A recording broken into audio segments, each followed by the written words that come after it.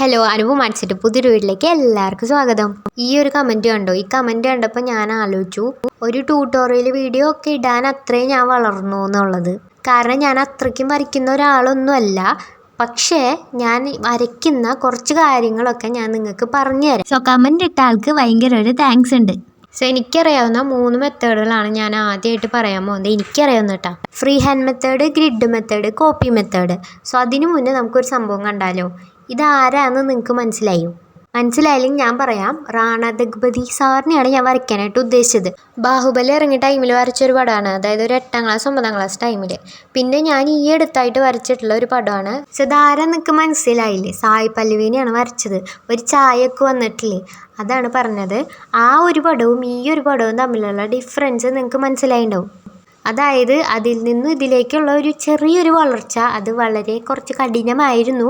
എങ്കിലും കുഴപ്പമില്ല. എനിക്ക് ഇത്രയെങ്കിലും ഇപ്പോൾ പറ്റിയിട്ടുണ്ടെങ്കിൽ നിങ്ങൾക്ക് എന്തായാലും സൂപ്പറായിട്ട് വരയ്ക്കാൻ പറ്റും. സോ നമുക്ക് തുടങ്ങാം. ഫസ്റ്റ് തന്നെ കാര്യം പറയാണ്ട്, നിങ്ങളെടുക്കണ ഏത് പേപ്പർ ആയിക്കോട്ടെ, ഏത് പെൻസിലായിക്കോട്ടെ, നിങ്ങൾക്ക് വരയ്ക്കണമെന്ന് ആഗ്രഹമുണ്ട്, വരയ്ക്കണമെന്ന് നിങ്ങൾ തീരുമാനിച്ചു കഴിഞ്ഞാൽ ഏത് പേപ്പറും പെൻസിലും യൂസ് ചെയ്തിട്ട് നിങ്ങൾക്ക് വരയ്ക്കാം. സോ രംഗണ്ണനെയാണ് ഞാൻ വരയ്ക്കാനായിട്ട് പോകുന്നത്. ഇപ്പോഴും ഞാൻ ഫ്രീ ഹാൻഡ് മെത്തേഡിൽ അത്രയ്ക്കും കോൺഫിഡൻ്റ് ഒന്നുമല്ല, കാരണം ഞാൻ അത്രയ്ക്കും പ്രോ ഒന്നുമല്ല.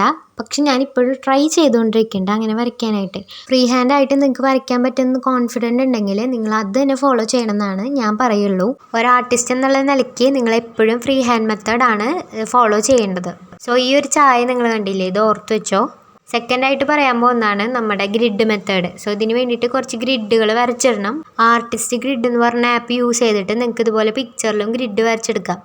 നിങ്ങൾ ഗ്രിഡ് മെത്തേഡ് യൂസ് ചെയ്യുന്നുണ്ടെങ്കിലും എപ്പോഴെങ്കിലും ഏതെങ്കിലും ടൈമിലൊക്കെ നിങ്ങൾ ഫ്രീ ഹാൻഡ് മെത്തേഡും യൂസ് ചെയ്യാനായിട്ട് മറക്കരുത്.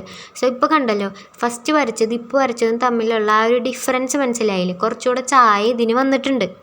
സോ അതുപോലെ തന്നെ ഗ്രിഡ് മെത്തേഡ് യൂസ് ചെയ്തിട്ട് ഞാൻ വരച്ചിട്ടുള്ള വേറൊരു പടമാണിത്. സോ ഇതാരാ നിങ്ങൾക്ക് മനസ്സിലായിട്ടുണ്ടെങ്കിൽ കമൻറ്റ് ചെയ്യാൻ മറക്കരുത്. മൂന്നാമത്തെ ഒരു മെത്തേഡാണിത്, വേറെ ഒന്നല്ല, കോപ്പി മെത്തേഡ്.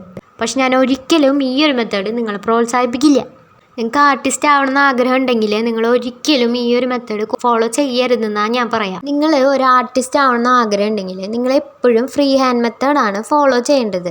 നിങ്ങൾക്ക് ഗ്രിഡ് മെത്തേഡ് യൂസ് ചെയ്യാം, അതായത് നിങ്ങൾക്ക് കളറിങ് പഠിക്കണം. അപ്പോൾ ബേസായിട്ടൊരു പടം വേണമല്ലോ, അതിന് വേണ്ടിയിട്ട് നമുക്ക് വേണമെങ്കിൽ ഗ്രിഡ് മെത്തേഡ് യൂസ് ചെയ്യാം. പക്ഷെ ഒരിക്കലും നിങ്ങൾ ഫ്രീ ഹാൻഡ് മെത്തേഡ് മുഴുവനായിട്ട് കളയാൻ പാടില്ല. വീക്കിൽ ഒരു 4 വട്ടമെങ്കിലും നിങ്ങൾ ഫ്രീ ഹാൻഡായിട്ട് വരച്ചു നോക്കാനായിട്ട് ട്രൈ ചെയ്യണം. ട്രൈ ചെയ്താൽ തന്നെ നമുക്ക് വരയ്ക്കാൻ പറ്റുള്ളൂ. ട്രൈ ചെയ്ത് കഴിഞ്ഞാൽ കിട്ടാത്തതായിട്ട് ഒന്നുമില്ല, ട്രൈ ചെയ്തുകൊണ്ടേ ഇരിക്കുക.